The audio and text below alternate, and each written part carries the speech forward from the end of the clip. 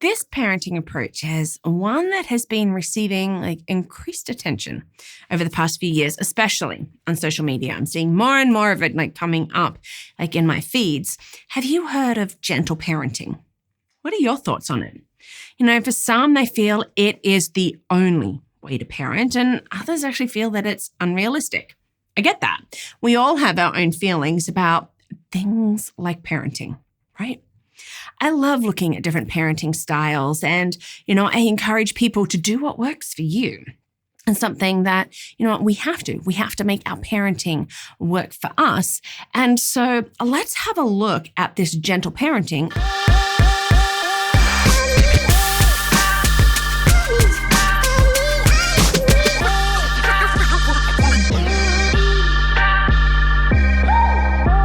Hi, and welcome to Learning Life, and thank you so much for joining me today as we have a look at a parenting style. I love looking at things like this. And in fact, I have looked at other parenting styles. You can check out those links below because you know what? I love bringing this information. And did you watch the one on authoritative parenting? Have you seen the one, on helicopter parents? Check them out, and if you have seen them, thank you so much. Thank you everybody for your likes and subscribes, for your comments, and being part of this learning life. Now, gentle parenting, it is an approach to raising children. That's what our parenting styles are. It's our approach. How are we going to do it? Are we going to come in this way or this way? So gentle parenting, it wants children that are empathetic, that will have respect and understanding and a focus on positive communication. So we want to build a strong parent-child relationship that's based on mutual trust and cooperation. I think it's great. Now, and gentle parenting encourages parents to be responsive to their child's needs, to be setting limits with kindness, to use positive discipline techniques that are going to teach our children how to regulate their behavior. All those emotions, all of those things that come out, to be teaching our children from a young age how they can be doing that without punishment. Now, it does have other names. You might have heard of it as positive parenting or peaceful parenting, even connection-based parenting. Really, they're all the same thing. They are just different names. Now, gentle parenting is actually under it's a form of, under the umbrella of authoritative parenting, not to be confused with authoritarian. Those two terms, it can be hard. Check out my video on that below. In authoritative parenting, it is highly responsive. It is nurturing, but it also has very firm boundaries in it. So underneath that, we've got this gentle parenting that has even more of a focus on the children's feelings and opinions and making sure that they are validated and that they are heard and that the parent is always responsive to those. Now, it is not permissive parenting. Check that one out below. Where children set their own rules and their boundaries. And, I think my girls would love that they have their own rules and all of their own boundaries, and that the parent lacks a sort of a standard set of this is what we don't do, or any guidelines for the child. So it's not permissive parenting, but it is under authoritative parenting. Key principles of gentle parenting. There are 4 key principles to gentle parenting. There's empathy, respect, understanding, and boundaries. Now, empathy is where we as the parent, we are seeking to understand and empathize with the child's emotions and point of view. So really making sure that we are hearing their emotions and getting their point of view, and that we are trying to understand that. Now, according to a number of experts, and they do studies on this and they do reach out, children's feelings are often dismissed or ignored, and the children end up feeling like they don't matter. I know for me, that's not what I want for my girls. I want them to feel that they matter, that they are heard, that they're not being dismissed. Now, when we're trying to keep our kids' feelings in mind, we're trying to understand their behavior. Oh, you feel like this, and so this is why you're behaving like this.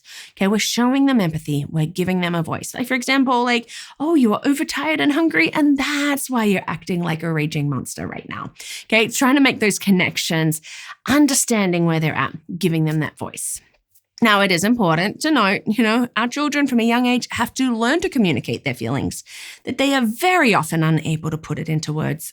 I sometimes, when I'm emotional, find it hard to put it into words. So we're working with our kids on that. Like with one of my daughters, I've found myself that it's best to ask, oh, do you mean what you say? Or are those big emotions coming out? This is actually helping her that I see that you struggle and that you're actually saying mean things right now, and I really want to help you. So do you mean what you say? Or are those big emotions coming out? So I'm trying to get that empathy and to help her in that. Now, in respect, in gentle parenting, it's this mutual respect. We want our children to grow up into adults who respect others, and it can't happen if we're going to squash them. It can't happen if we're not going to respect them. It can't happen if we're not going to respect others, okay? We especially don't want to have children should be seen and not heard. I think we need to throw that saying out there. We need to be modeling respect to our children. And we can model how we respect them and maybe how they could be respecting us. When I've been teaching or even with my own girls, I'm like, hey, this is a room of respect. Let's respect each other and what we're saying and listening to each other. Somebody's talking, you don't talk, all of those different things. And, we want to acknowledge our children's perspectives, and they might seem a little crazy, but remember, to a 6-year-old, no, this is what they think or they feel. This is their perspective, and they're going to be right at it. So no matter how crazy it might be, that we want to try to acknowledge that, and for them to see that there are other perspectives. And so we want to understand, right? So our children will feel heard and understood, and when they're doing that, they are actually going to be more willing to come to us in times of needs. And again, I know I want this for my girls, that I am their safe spot, that they could come, that also in that they're going to be, more willing to listen, especially when big emotions come out. Oh, I need to listen in this. And I would also just say, in this though, we do need to have an understanding of the development of our children, what we can expect of them at certain ages, because we really don't want to set them up to fail by having expectations that are too advanced or too mature. For example, sharing, okay? So we often hear whoa, that child isn't sharing. I'm they're 2 years old. We cannot expect a 2-year-old to be sharing because they do not understand that concept. It is not something that is understood or shown until at least the age of 4. So let's not set our children up to fail by saying, oh, they should be doing this when they're not developmentally ready for it. And then there's boundaries. I love boundaries. I have a video on boundaries, link below. Another way of putting this is setting limits with love. Those limits. Our fences give us limits, right? We want to have boundaries that are sort of firm but gentle, and we don't want to have the harsh punishments. This is the key, with gentle parenting, no harsh punishments. We want to lead them with this into the positive behaviors. And of course, boundaries are going to be different from family to family. Okay, they really are. Every family is going to have a different set of expectations. And with our gentle parenting, what we want to do is focus on the teaching and that guiding them, as said, towards positive behavior. And that is going to be through your boundaries. Oh no, this is what we're doing. And this is how we lead towards it. And there's going to be encouragement and problem solving and of course dealing with natural consequences. Pros and cons of gentle parenting. Now, gentle parenting can create, and it really does create, a healthy dynamic within that family. And this is what we want, those good, healthy dynamics, because children need boundaries which make them feel safe. But if they're also being given space to express their feelings and their wants and their needs, this is going to be good for them. Okay, they need to be able to express their feelings, wants, and needs. If we can do that as adults, then our children should be able to do it too. We don't want to wait until they're 18 to be able to learn how to express that appropriately. Now, research does suggest that gentle parenting may reduce anxiety in children, and it can actually have a positive impact on school performance. So if our children are feeling safe and secure in all of this and are learning how to be communicating their feelings, and understand others, have that respect, then this is a good thing. But there are criticisms that gentle parenting can be too lenient or maybe even too similar to attachment parenting where, the children is always there. We sort of give them that way. Look, if we're purely focusing on the feelings of the children, And I've seen this before, like we're so focused on like our child, like why don't they want to put on their shoes? We need to get going. And we're so focused on them, but they're not aware of how like that is making us feel or how others are feeling in it. And we're not bringing in like the natural consequences, then we're focusing on the wrong thing. If we're purely focusing like on their feelings, like I just want to understand, oh, I get it. Oh, darling, you were sad. You don't want to put your shoes on. But you know what? If you don't get your shoes on, we're going to be late. And then so-and-so and so-and-so will be sad, or so-and-so and so-and-so might feel stressed, But if we're just focusing on them, we're focusing on the wrong things. Look, there are going to be proponents, like the people for and the people against, like of any parenting style. But that's why we have different styles for different personalities and for different people. Is it easy? No. Look, parenting isn't easy. It isn't. It's beautiful.